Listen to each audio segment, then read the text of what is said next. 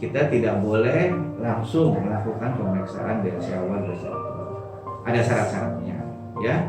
Syarat-syaratnya, jadi kita nanti melihat apakah pasiennya itu termasuk familial, terus dia punya anak, diperiksa apakah dia mempunyai resiko tinggi terhadap kanker payudara. Ya, jika syaratnya terpenuhi, baru kita melakukan pemeriksaan genetik, namanya ya BRCA1, BRCA2.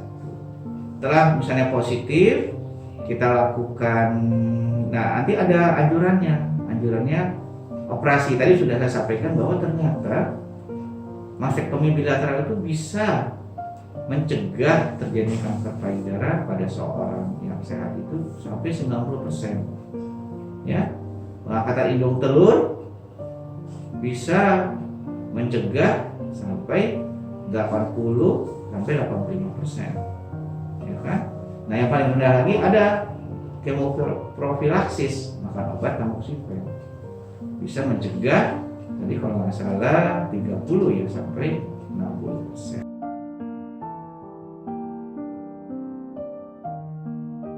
Dari faktor-faktor etiologi penyakit kanker payudara itu ada dua, ya, kembali. Satu adalah faktor resiko yang bisa kita kendalikan. Yang kedua adalah faktor resiko yang tidak bisa kita kendalikan. Ya. Faktor keturunan ini adalah faktor resiko yang tidak bisa kita kendalikan. Bagaimana? Ya, itu udah memang dari sananya. Nah, yang bisa dikendalikan apa? Misalnya adalah ini nih, sekarang udah sering kan wanita karir, ya, dia usia 30 masih mau kerja, nggak mau menikah. Kalau menikah nanti dulu deh punya anak, ya, nanti dulu hamilnya. Nah, nanti kalau udah punya anak, nggak usah disusui deh, seperti itu. Nah, itu ternyata yang salah. Nah, hal-hal tersebut yang bisa kita modifikasi, bisa kita cegah, ya. Jadi diusahakan wanita-wanita itu menikah di bawah usia 30, ya. Kemudian secepatnya punya anak atau secepatnya menyusui, seperti itu. Kenapa dipakai ke 30? Ternyata angka kanker payudara itu mulai paling banyak di usia 31.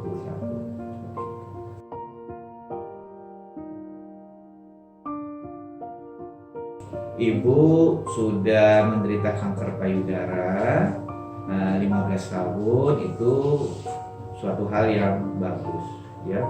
Jadi memang angka stadium dini jika dalam 5 tahun, kalau stadium 1 itu bisa 90%, kalau stadium 2 bisa 80%, ya. Nah, jadi jarang sekali biasanya kekambuhan itu di 5 tahun ke atas tuh jarang. Memang ada beberapa, tapi angkanya kecil, ya. Apalagi di 12 tahun ibu kambuh itu sangat-sangat kecil sekali, ya kan. Nah, jadi makanya setelah 5 tahun pasien harus tetap follow up setiap tahun untuk memastikan ada kekambuhan atau tidak bagi diri pasien tersebut. Ya, nah jadi seandainya memang terjadi kekambuhan, maka kita akan lihat atau diagnosis kembali, ya kan, kekambuhannya itu berada seperti di stadium berapa. Nah, jadi memang cocok dilakukan pengangkatan kembali, kemudian dinilai apakah perlu dilakukan tambahan obat kemoterapi atau hormonoterapi. Itu sesuai dengan dokter yang mengevaluasi penyakit ibu tersebut. Nah, dalam hal ini dilakukan hormonoterapi yang operatif, yaitu pengangkatan indung telur. Jadi indung telur di sini sebenarnya adalah hormonoterapi, Bu, tapi dia yang sifatnya operatif, yang operasi, ya.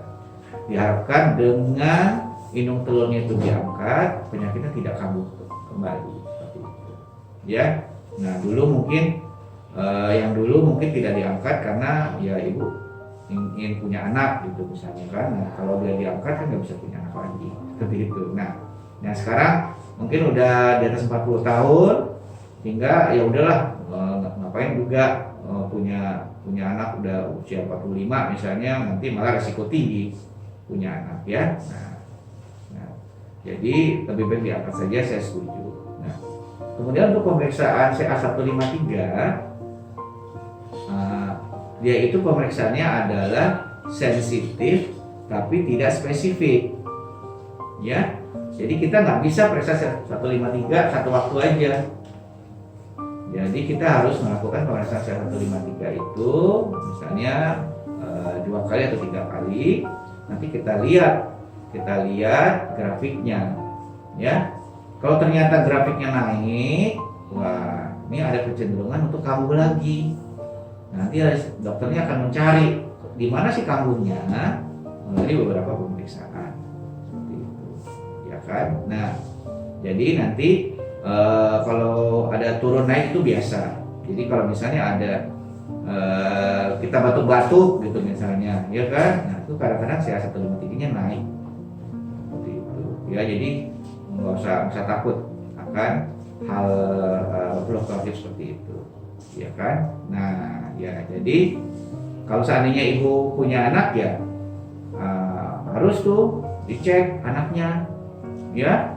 Nah, tapi bukan yang dicek bukan CA153, tapi dilihat lagi nanti perlu nggak sih konsultasi genetik, faktor resiko. Nanti mungkin bisa ada indikasi itu untuk pemeriksaan BRCA1, BRCA2 untuk bisa menilai anaknya itu kena nggak sih nanti di beberapa tahun yang akan datang kanker payudara seperti itu, ya kan. Dan mulai jadi kalau seorang ibu penderita kanker payudara, anaknya harus lebih dini diceknya malah, ya.